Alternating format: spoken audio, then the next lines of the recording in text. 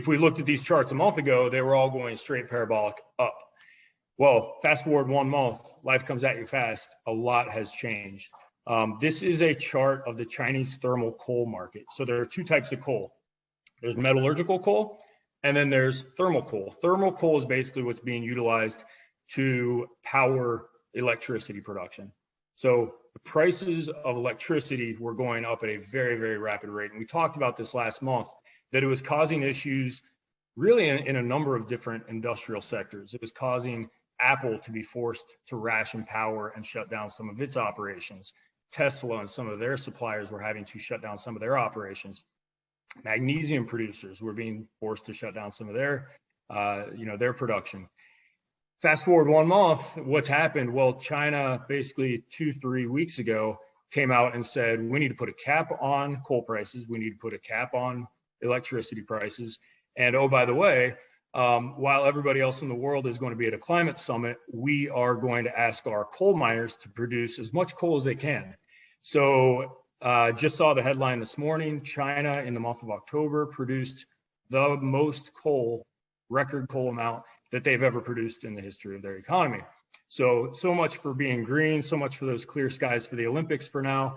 And we have seen a price reaction. And the reason why I'm talking about energy here is because I think it has tangential, maybe not even that tangential, but it has impacts on metals markets across the globe, and maybe even more than just metals. This is similarly, we looked at this chart last month, price of natural gas within the United Kingdom. The reason why I want to touch on this, one, it's got a similar looking chart where it was going parabolic up. It has retraced a little bit. It's still very much so at elevated levels, so I don't think we're fully through this risk of an energy crisis as we head into winter. But for now, it's retreated a little bit.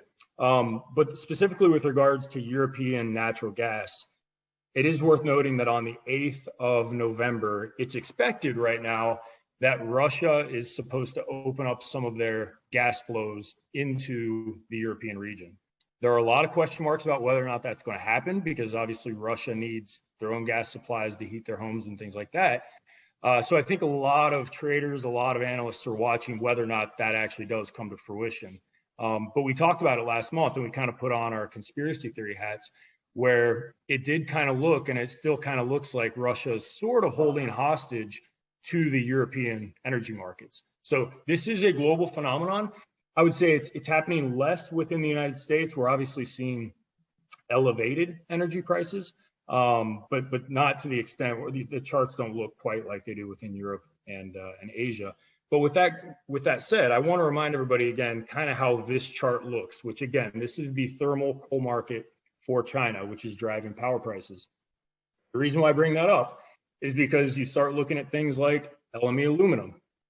Ever since the power prices peaked out 3 weeks ago, we've seen the price of aluminum come off to the tune of about 25 cents, which is about 20 to 22% in a very quick fashion. So I do think that a lot of traders were pretty spooked about what was happening on the energy side of things.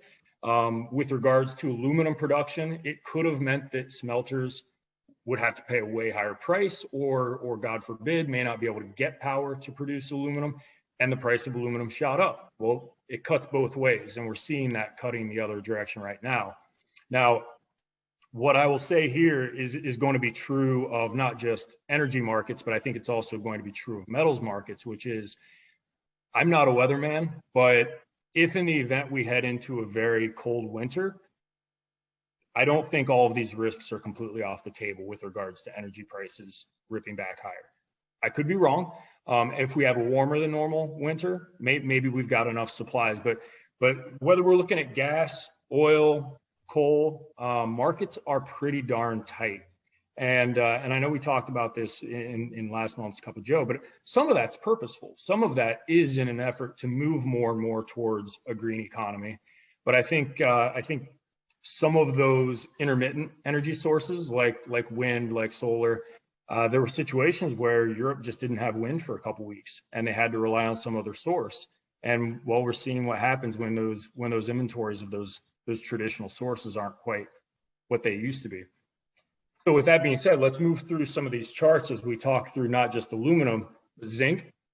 This is going to relate to mostly coating extras with regards to carbon markets. It is worth noting that some of the domestic mills have implemented their own coating extras on carbon steel, so as it relates to galvanized product. But again, it's cut higher. It's also cutting lower as energy prices are coming back down. So I think we're going to see immense volatility as we roll into these winter months coming ahead.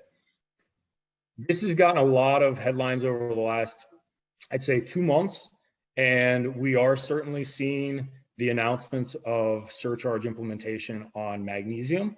I think they're going one step further. I think there were even concerns, and maybe even still are some concerns, about whether or not smelters were even going to, or aluminum producers were going to be able to obtain magnesium, because as we've discussed in the past, China produces about 90% of the world's magnesium, and if they're having to ration power, well, where are you going to get that magnesium? There isn't really a place. So there is and was and maybe still could be a real risk that if energy prices start cutting back higher, which they could, this risk may not be completely off the table yet. But as mentioned, the way it's being mitigated thus far is with surcharges on common alloy aluminum, specifically with regards to 5 series aluminum. So Nick, I hold you up on that one for a second. So if you look at those, what, just for clarity, right, the energy crisis is helping, or is actually not helping, but forcing these commodities, magnesium, zinc, to move higher, which then increases the production. And then in the case of magnesium, since it's so for the as you said, the 5000 series. Yep. Then it makes availability of those grades lesser. That's right. And in speaking with some of the aluminum mills, it varies from mill to mill. Some of them aren't concerned at all about sourcing the magnesium right now.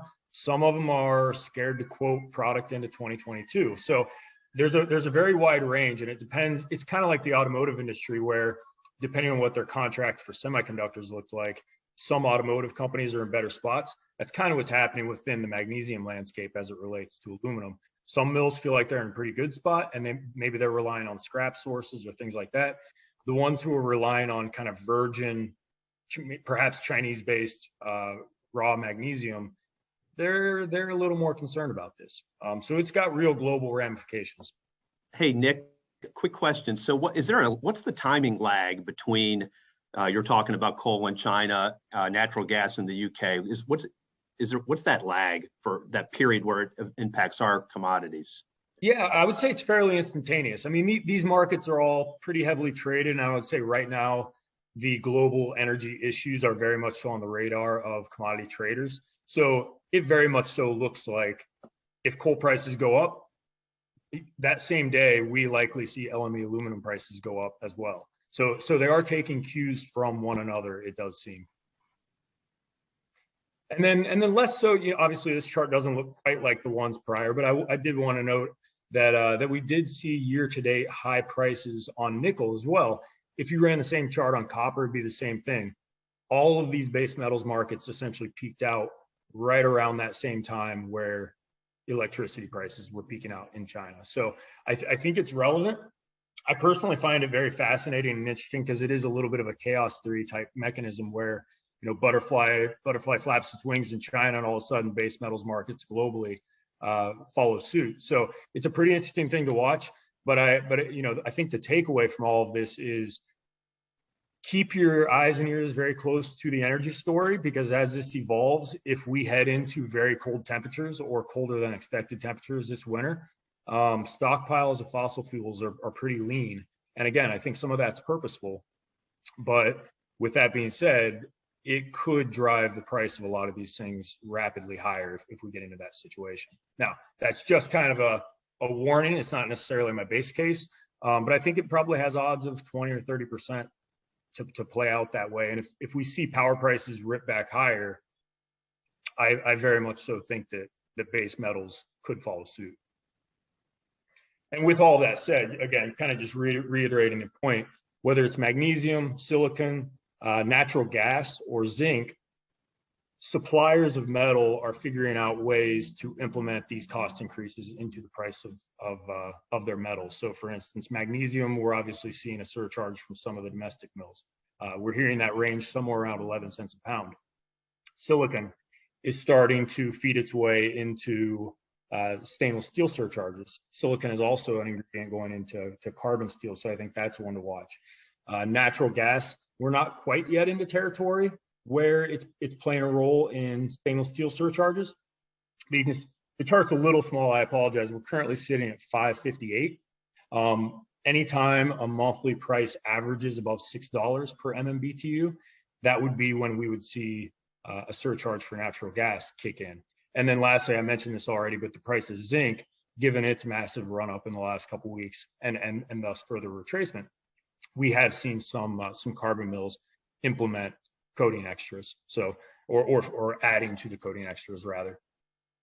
Nick, had stainless providers not, or mills not previously factored silicon into the surcharge? Is that something new? It was always part of the equation, but it's actually based on a pricing trigger, and it's different for the supplying mill. So Outokumpu has a different trigger than North American Stainless does. If I'm remembering off the top of my head, I want to say it's $1.50 per pound for Outokumpu. I believe it's $2 or $2.50 for North American Stainless. And essentially it's the mechanism is always there. It just doesn't trigger on until or unless silicon prices breach a certain level. And for Outokumpu right now, we have breached that level. So it is an active component.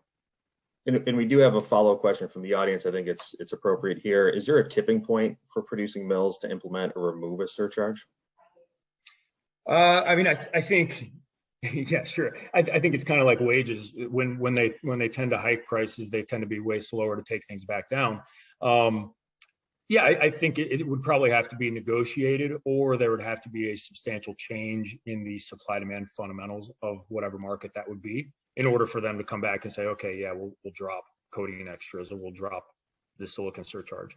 I guess in the case of silicon, it's more formulaic. It's just based on math. In the case of zinc coating extras, that's one that's kind of a little more finger in the air. They decide on a random day that they want to hike coating extras. Those can go the opposite way too, but they tend to happen slow.